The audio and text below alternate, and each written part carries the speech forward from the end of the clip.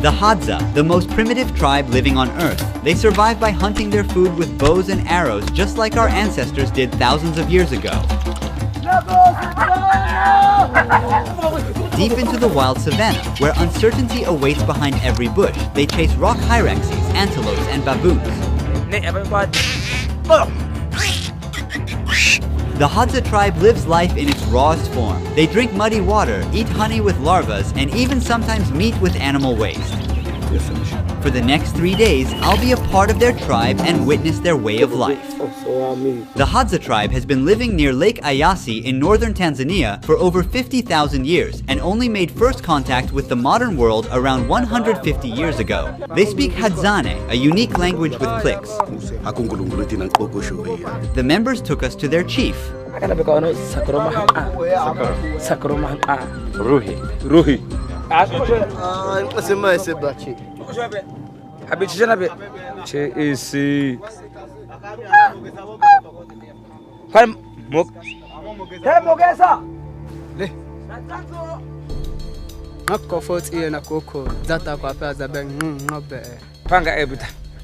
Hunting skills are evident in the leather and furs they wear.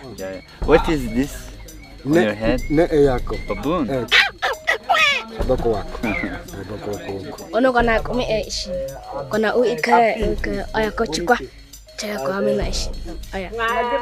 The salt in the tears burns the open wound, and the baby learns not to cry when feeling the pain.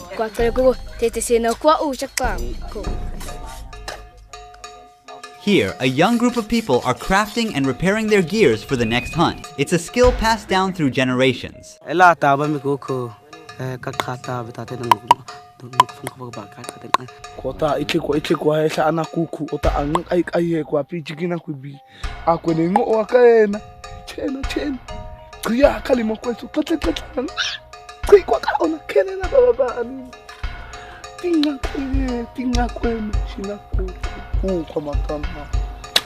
Coco, what happened there? What They customize their arrows with unique patterns. If someone's arrow gets lost and found, that's how they know whose it is. It also tells who shot the target. On their bow, they have these unique patterns, some parts of the animal that they hunted. This tells how talented and experienced this hunter is. Also, they use bird feathers to keep the arrow stable during flight. To make arrows, first they take a piece of wood and carefully shave it. It must be as light and straight as possible. They are always controlling the progress and using their teeth to fix any curves. Which animal do you fear the most?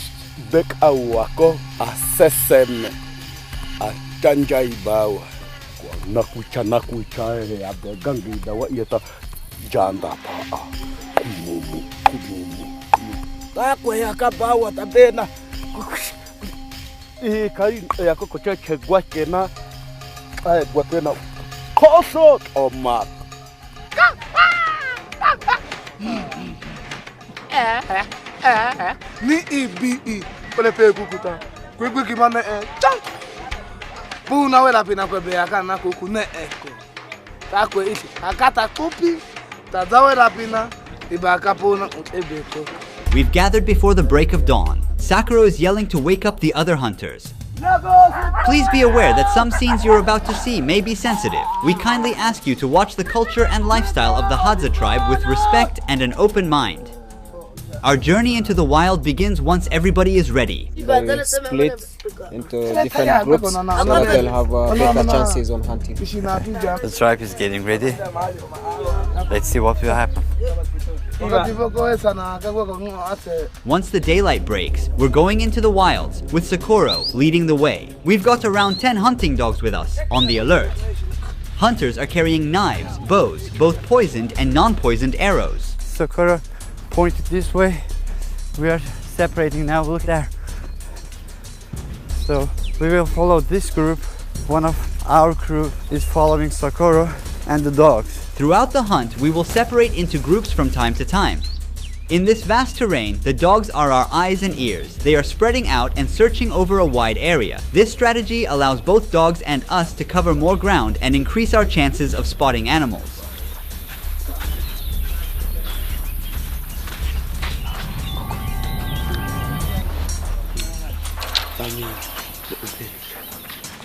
Ya betana begili bawa teko pakacho hadza ko bawa kate pet ushubi bawa bogo logia hama beena halat.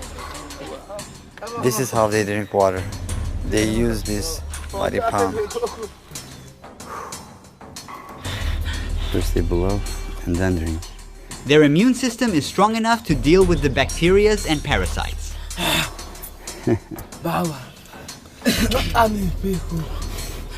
They don't care whether it's clean or not. The dog's starting to run. There's something there. Run. He's gonna put the long stick inside that hole. He's trying to move the animal to come out. The previous stick wasn't long enough. Now he's making a longer one. Dog is trying to dig a bigger hole to make it easier to grab the animal. Watch over.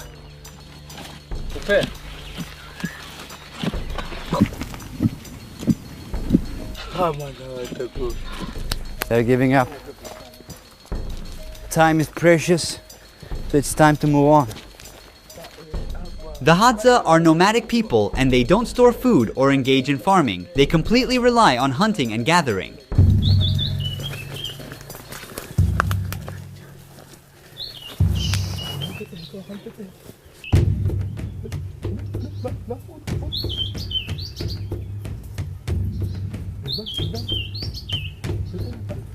They're teaming up to catch the squirrel. One hunter shakes the tree to confuse the animal and make it run towards the other hunter.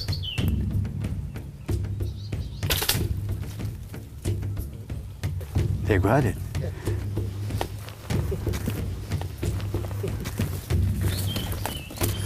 This is the first hunt of the day.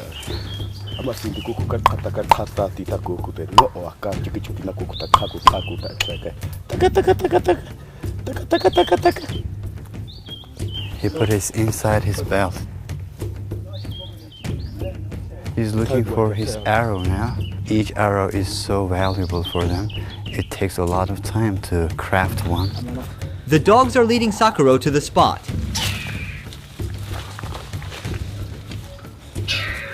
He's filling in the openings with grass to stop the animal from getting away.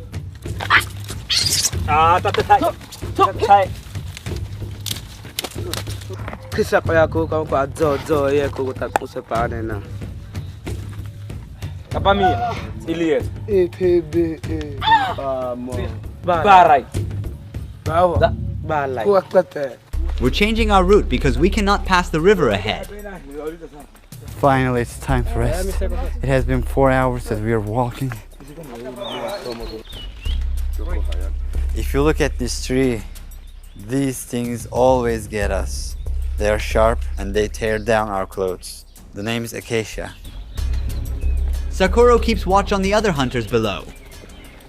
The dogs catch this rock hyrax, but they ate half of it. Now Sakuro is sliding through the rocks to move downhill. Thorns prick his legs. He's cutting down the branches to clear his path. In the meantime, the boy pushes his body into the gap between the rocks. He completely disappears.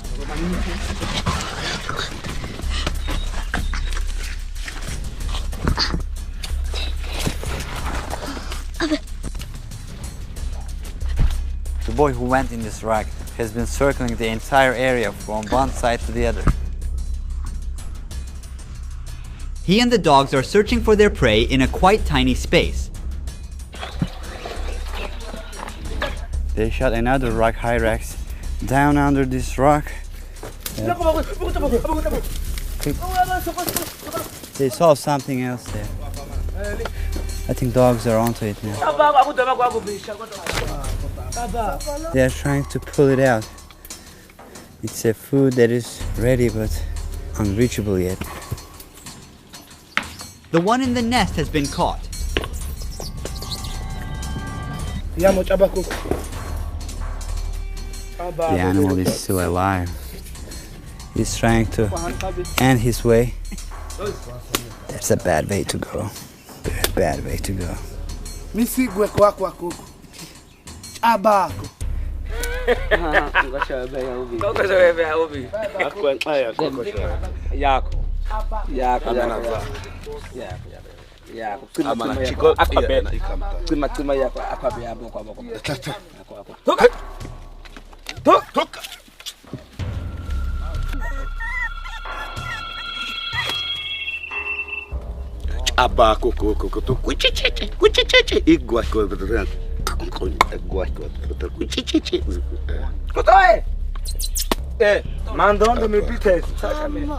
This is the third rock hyrax.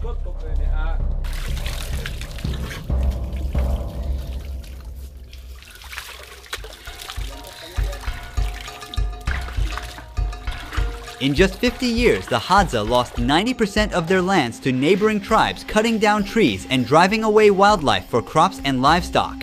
So they used to live all the way, all this area. The drop in animal population has made hunting and survival more difficult for them. Their way of life is at risk. Watch this. He makes a fire in less than a minute just by spinning the arrow fast between his palms.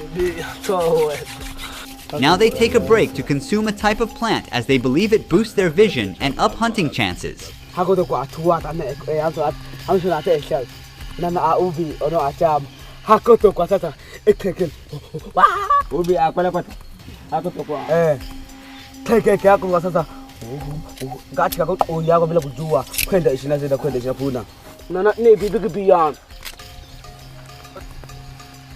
Even walking in this terrain is a challenge. I got stuck again. Move it anti-clockwise. Put it on the other side. This way, this way. This way? The other way?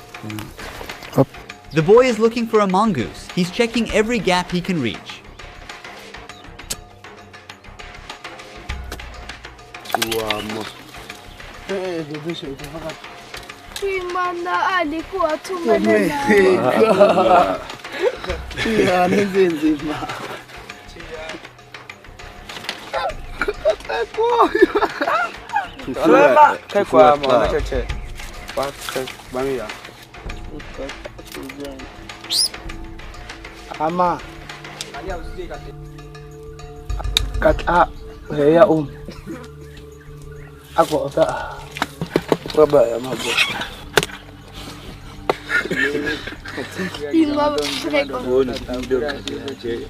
Don't judge, this is the way they live. This is how our ancestors has survived.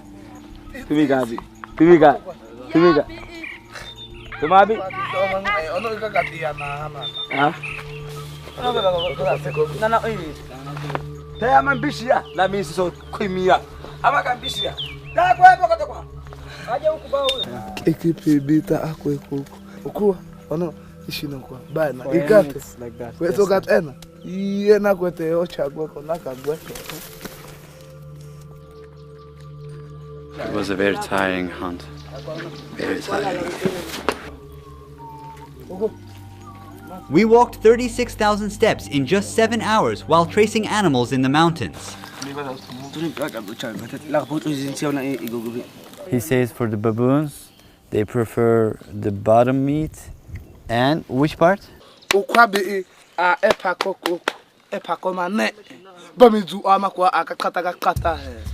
Dogs are waiting patiently to get some pieces of the leftovers.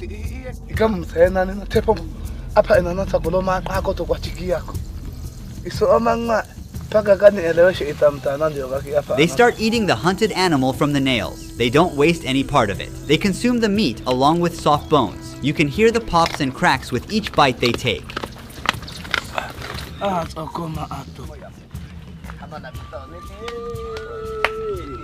Let's eat this part. I'm honored that the Hadza people share their hunt with me, which they got with a lot of effort. But for those who really want to learn what rock hyrax meat is like, it's honestly quite rubbery.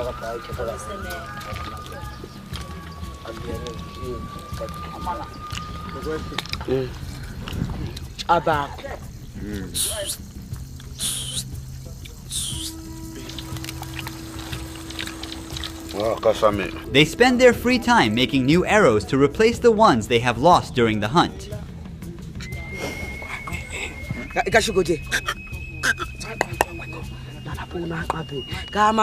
With each Hadza tribe consisting of around 30 people, the average lifespan is around 32 years. It's actually because of the high rate of infant mortality. Typically, a Hadza woman gives birth to 4 kids, but just 1 or 2 of them can survive.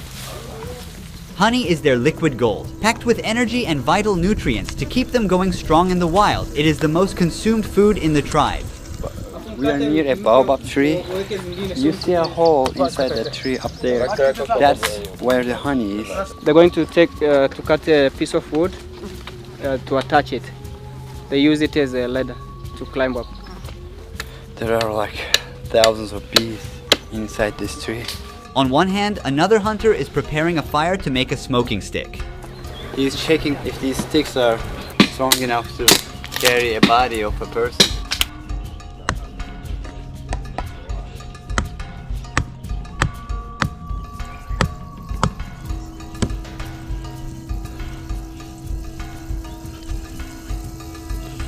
Now he puts the smoking stick into the hive to calm the bees for a short time. This loud buzzing is coming from thousands of bees. He still gets stung numerous times, but bears the pain to get to the honey.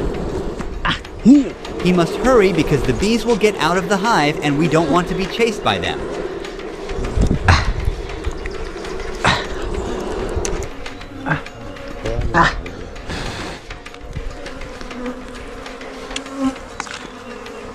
Kuaba, che. Kaina. Ecco. Riana questo. Nati barne mo ko na bata ba. Keme uta abu ku. Ko ba mi tsako passa te akwa na no ko. There is very little honey in it. It's mostly wax. And there are some larvae inside. Let me show you. For the Hadza, honey is not just food, but also their currency. They exchange it for sharp metal tools, glass beads, tire shoes, and corn flour. They don't use money or even a developed numerical system for counting. In Hadzane, 1 and 2 are the only numbers. Even today, they don't keep track of time. Clocks and calendars have no place here. They don't have time-based events like birthdays or religious holidays. Does he know how old is he? Nowadays, some of them have learned the official language of Tanzania and have borrowed numbers, but most still can't count up to 10.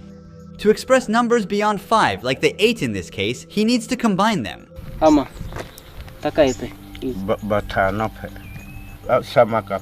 If I asked him 70, what would he say? They use general terms to express larger quantities as they are too abstract for them. Do they always have that baboon hunting in their mind?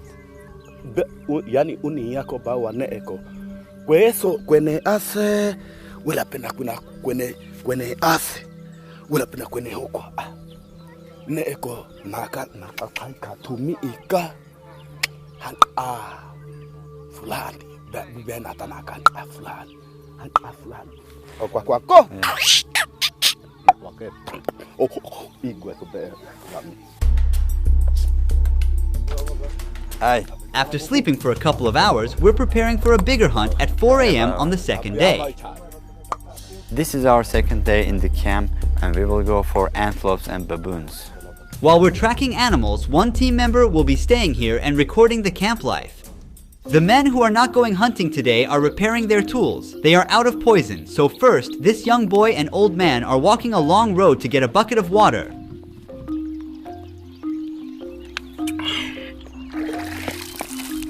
Busy with their daily tasks, they still keep an eye out, taking advantage of any opportunity to hunt down something for today's meal. After several unsuccessful attempts, he finds a large snail on the way back to camp.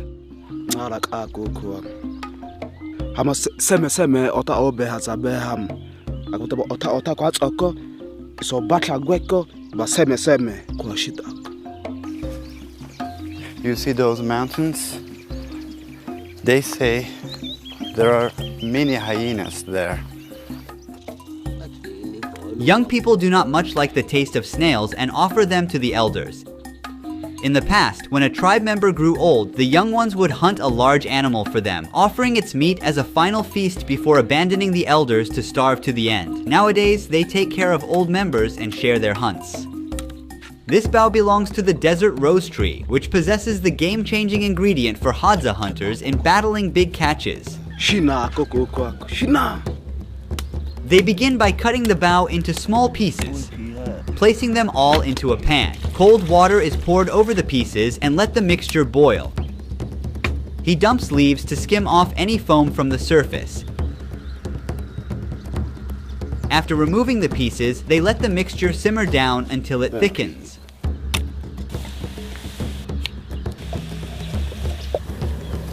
With one last stir, he transfers the essence onto a rock and adds a splash of water. Finally, he adds a bit of ash into it and mixes it by crushing it with a stone. And there you have it, a black, sticky, poisonous paste. He carefully coats the arrow tip with it. Now this arrow is ready for action. He rubs his hands on the grass to clean the poison. Ako koko akana besak adani yako. Bititi yako koko unini na ateni na koko. Ako koko kwa tempe. Iko chi koko paka ko inkono ko duli duli. Pai puta ito koko ta. Awe koko ta. Tu. Paka te. Popoko komatiko. Angana atokwana koko. Akoro otona. Ako koko. While men search for meat and honey, women gather fruits, vegetables, and greens. Right now they unearth roots and tubers by using digging sticks. They are like nature's nutrient storage units. Here she found a wild potato.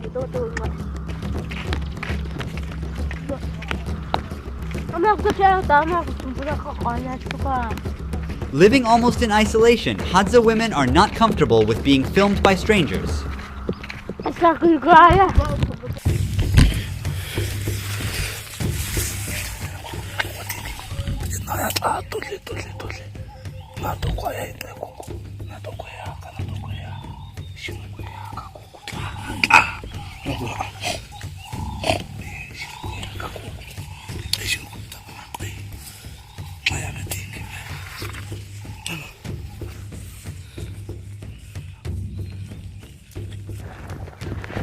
Look, pig digged here.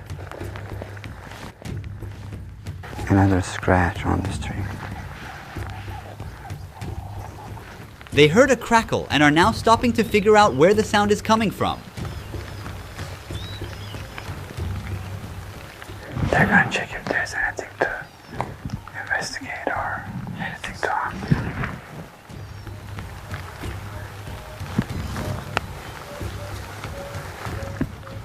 Nothing.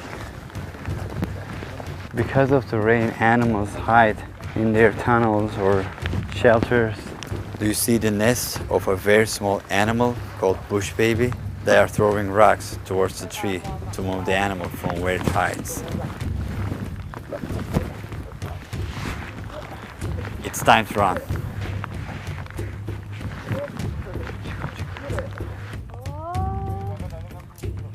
Missed.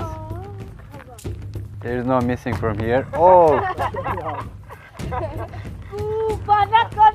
They're having fun. Animal has nowhere else to go. Look, look. There's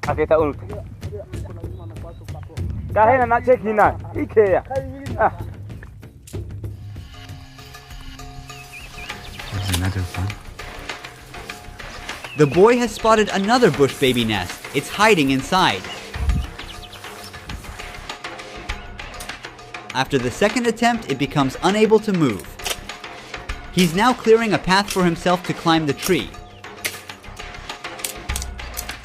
The boy has started to climb up to the bush baby's nest. He's getting closer and got it, right by the tail. The bush baby's eyes are full of worry and it's tightly holding on its nest, trying to protect itself. But no chance left for the little one. He's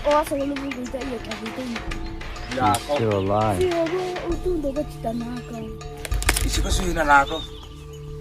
end its life. This animal is called bush baby. They are mostly active during nights. We got them during their sleep. On the head. Oh, they got it from the eyes. It went from here and came out from there. Look at the hands of the animal. They are related to monkeys. Meanwhile, back at camp, 2 young ones are on the hunt. He whistles just exactly like the bird to trick it.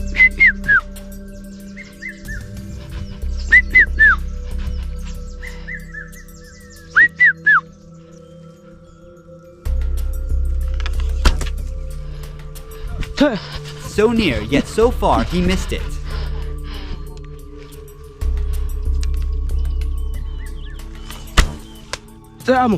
Turn.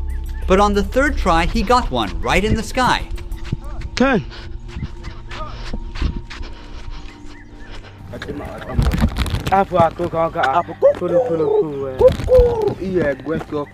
What happened to this dog? He's got a lot of scratches.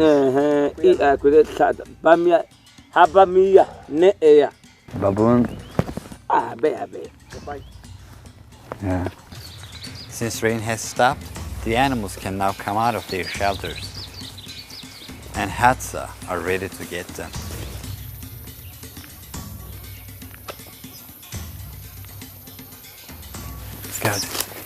He's got a very beautiful bird.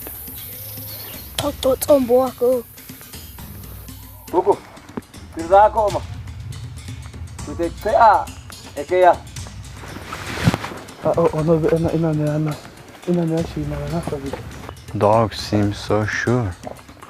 There is definitely something.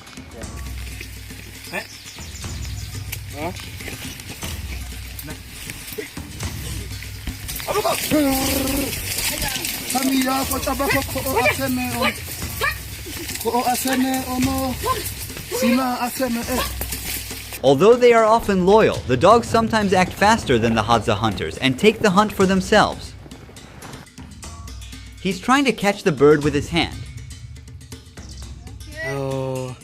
Sakuro and the other hunters are exhausted now. Taking a break from the hunt, we're heading back to camp. When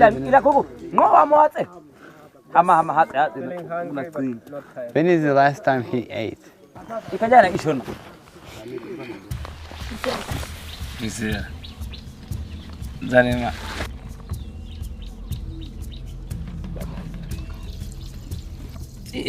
Ilikuwa kalimu aso hamanaka kalimu kwati yami ukuwa ama isho kote chipana ne akwa ne kama isho unu amo. What does he think about death? Where does he think he will go when he dies?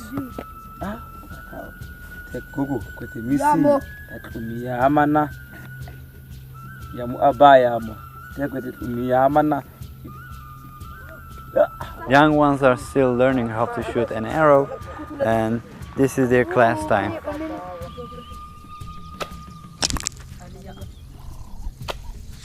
Ooh. Ooh. Nice. What are their dreams for future?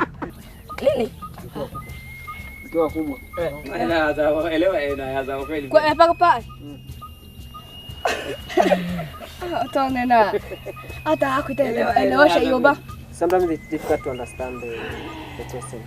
You tell them to talk about the future. Yeah, they don't have future concept. Kote iyo yako tatoga be pokosho ebe isokwena koi hankabe Puna. Early again, we're on day 3 with the Hadza tribe. While we were sleeping, a group that had gone out for a night hunt has just made it back.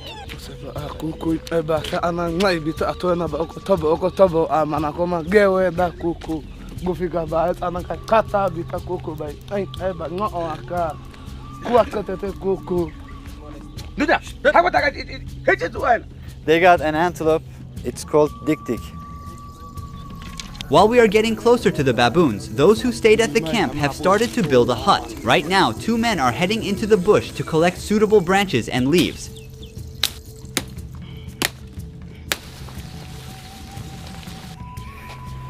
Baboons are smart animals. They keep moving around when they sense something. They don't like human contact. You have to keep up, come on. They went to ask if they saw any baboons around. We are smart, but so they are. They can sense that we are closing in. We'll keep searching them. That means we've got to up our strategy. It's all about staying one step ahead. Those at the camp are now whistling to reach out to their friends who have gone on a morning honey hunt, wishing to join in and eat wild honey. Now they're enjoying the sweet treat.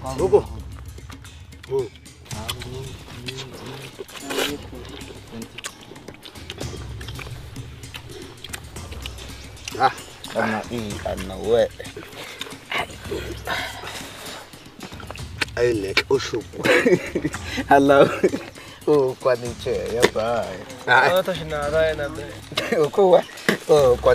Now that all the materials are ready, it's time to lay the foundation of the hut. They start by bending and weaving the branches to create bars. To make it durable, they wrap additional branches around it. This cage-like structure forms the main part. Then they surround the base with wild aloe vera plants and cover the top with leaves and grass.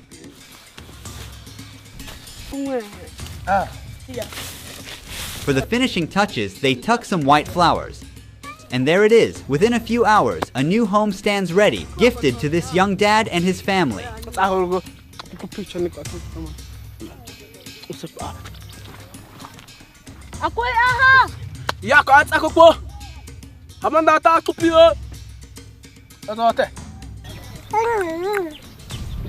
Baboons get up those baobab trees, so they are checking each and every tree. But our main objective is to get to those rocks. They say that baboons are living there. As we are walking along the path, we spot a group of rock hyraxes hiding into the rocks below. They got all the 5 rock hyraxes. Now it's time to move on for baboons. They are hungrily eating the stomach, filled with an almost fecal-like mixture of half-digested food and stomach acids. Sakura says they checked all the areas and couldn't find any baboons, but we will try our luck during night. Baboons can learn from past experiences, avoiding places where they have faced threats. It seems they are abandoned here. The hadza are adapting their strategy. They will chase baboons in another part of the region tonight.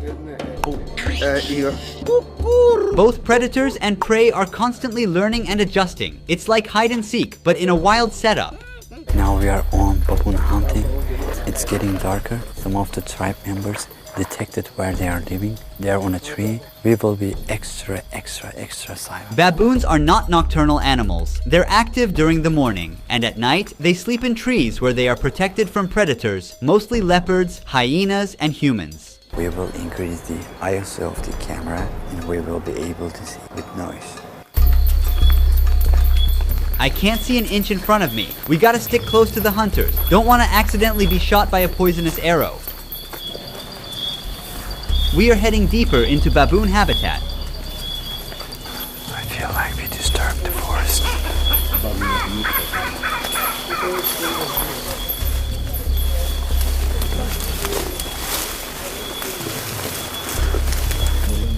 What was that sound?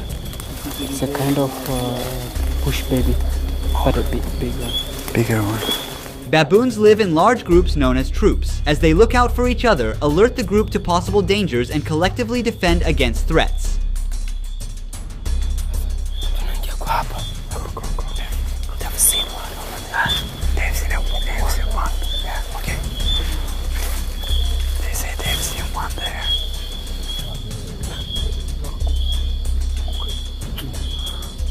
We have to move.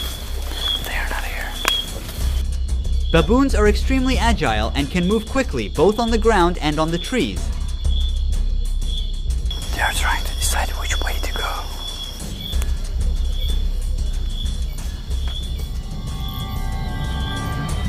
Be careful, it's slippery. We're walking along the edge of the stream, and there's a steep slope down below. It's so narrow, even for just one person to pass through.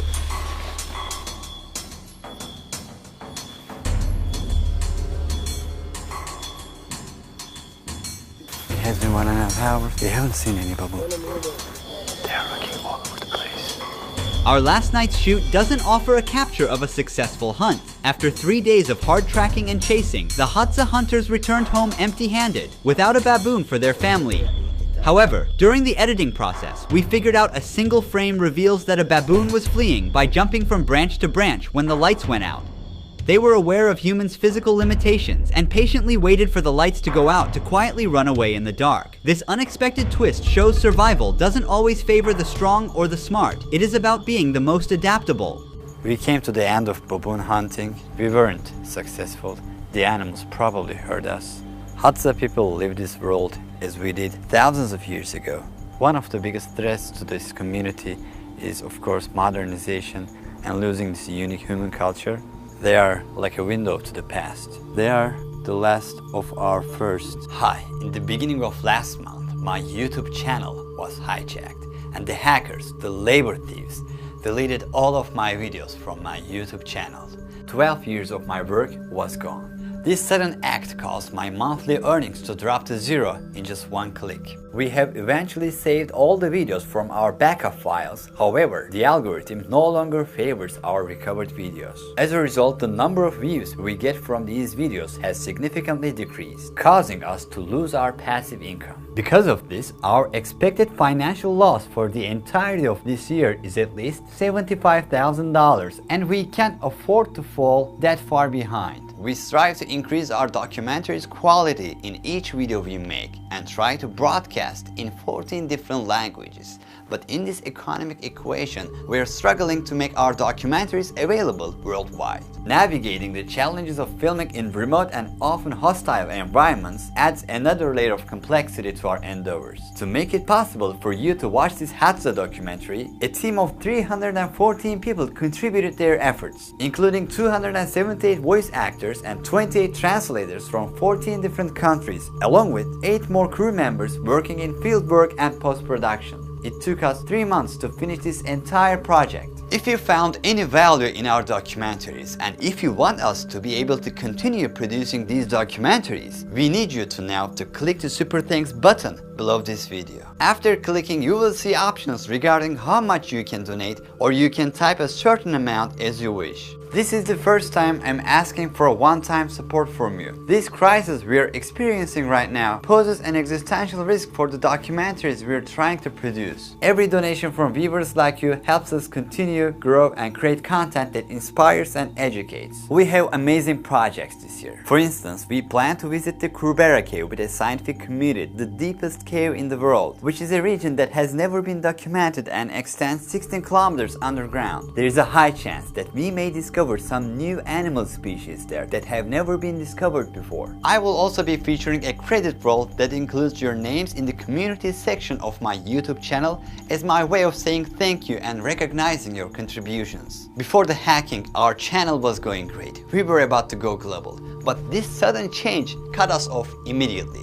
We are out of competition now. Only together we can continue to exist. Thank you for your sincere donations. Our channel hopefully will rise again. Ruhi Çenet was here.